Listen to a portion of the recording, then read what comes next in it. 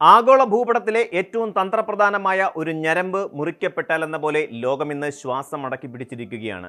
Persian ഗൾഫിനെയും Oman ഉൾക്കടലിനെയും ബന്ധിപ്പിക്കുന്ന Hormuz കടലിടുക്ക് അടച്ചുപൂട്ടിയതായും ഇനി അങ്ങോട്ടുള്ള കപ്പൽ ഗതാഗതത്തിന് കടുത്ത തിരിച്ചടി നൽകുമെന്നുമുള്ള ഇറാന്റെ ഇസ്ലാമിക് റവല്യൂഷണറി ഗാർഡ് കോർപ്സിന്റെ പ്രഖ്യാപനം കേവലം ഒരു പ്രസ്താവനയല്ല, മറിച്ച് ആഗോള ക്രമത്തിന് നേരെയുള്ള ഏറ്റവും വലിയ വെല്ലുവിളികളിലൊന്നാണ്.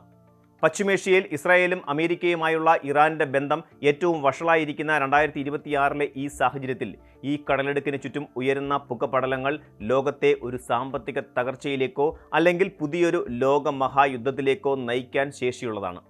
ഹോർമൂസ് കടലിടുക്കിനെ ലോകത്തിന്റെ കഴുത്ത് എന്ന് വിശേഷിപ്പിക്കാം.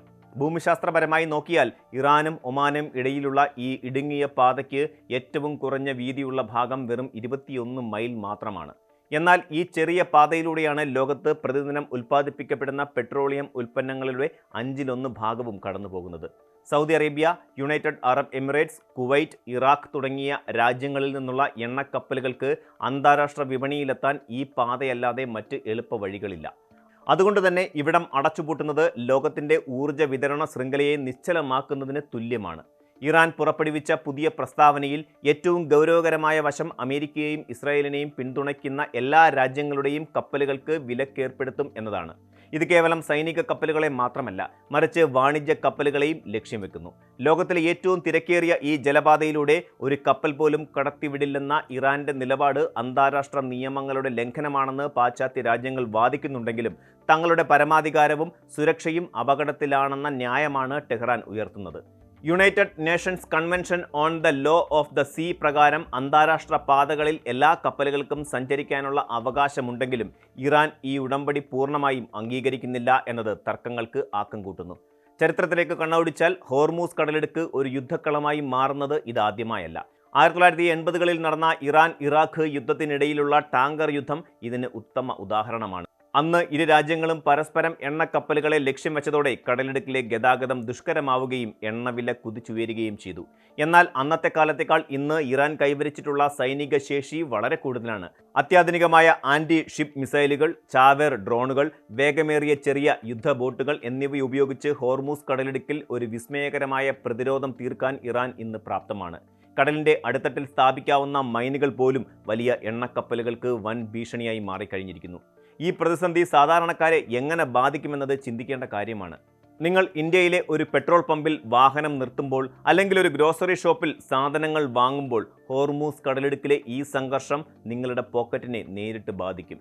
എണ്ണവില ഉയരുന്നത് ചരക്ക് നീക്കത്തെ ബാധിക്കുകയും അത് നിത്യോപയോഗ സാധനങ്ങളുടെ വിലക്കയറ്റത്തിലേക്ക് നയിക്കുകയും ചെയ്യും. ഇന്ത്യയെ പോലെയുള്ള ഊർജ്ജ ഇറക്കുമതിയെ വലിയ തോതിൽ ആശ്രയിക്കുന്ന രാജ്യങ്ങൾക്ക് ഇത് വലിയൊരു സാമ്പത്തിക ആഘാതമാണ് സൃഷ്ടിക്കുക.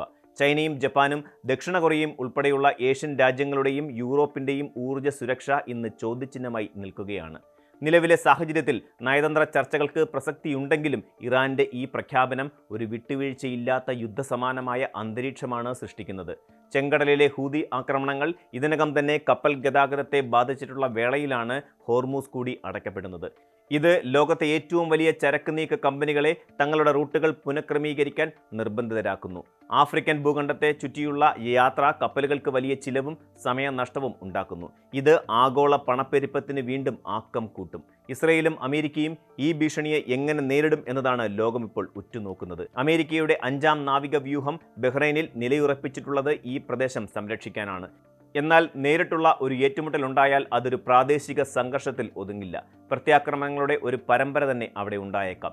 ഇറാന്റെ ഈ നീക്കം അമേരിക്കയുടെ നേതൃത്വത്തിലുള്ള ആഗോള വ്യവസ്ഥിതിക്ക് നേരെയുള്ള നേരിട്ടുള്ള ആക്രമണമായിട്ടാണ് പലരും കാണുന്നത്. ഒപ്പം തന്നെ റഷ്യയുടെയും ചൈനയുടെയും നിലപാടുകൾ ഈ മേഖലയിൽ വരും ദിവസങ്ങളിൽ സ്വാധീനിക്കും. ചുരുക്കത്തിൽ ഹോർമൂസ് കടലിടുക്ക് കേവലം ഒരു ഭൂമിശാസ്ത്രപരമായ പാതയല്ല, മറിച്ച് ലോകത്തിൻ്റെ സാമ്പത്തിക സ്പന്ദനമാണ്.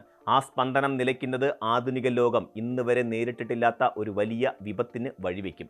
സമാധാനപരമായ ചർച്ചകളിലൂടെയും നയതന്ത്ര നീക്കങ്ങളിലൂടെയും ഈ പ്രശ്നം പരിഹരിക്കപ്പെട്ടില്ലെങ്കിൽ 21ാം നൂറ്റാണ്ടിലെ ഏറ്റവും വലിയ മാനുഷികവും സാമ്പത്തികവുമായ പ്രതിസന്ധികളിലേക്കാകും നാം സാക്ഷ്യം വഹിക്കാൻ പോകുന്നത്. ലോകം തങ്ങളുടെ താൽപ്പര്യങ്ങൾ സംരക്ഷിക്കാൻ ഇറങ്ങുമ്പോൾ ഈ ഇടുങ്ങിയ കപ്പലിടുക്കിൽ പെയ്യുന്ന ഓരോ മിസൈലും ഒരു ആഗോള ദുരന്തത്തിൻ്റെ തുടക്കമായിരിക്കാം. കൂടുതൽ വാർത്തകൾക്ക് news 18 Keralam YouTube channel subscribe ചെയ്യുക.